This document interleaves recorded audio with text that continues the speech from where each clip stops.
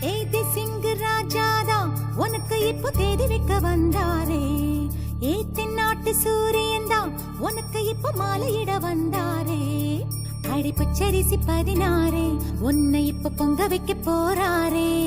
உன் கண்ண குழி ஓரத்துல முத்தமிட்டு கப்பல் விட போறாரே. ஓர கண்ணால் ஒன்ன அள்ள போறா.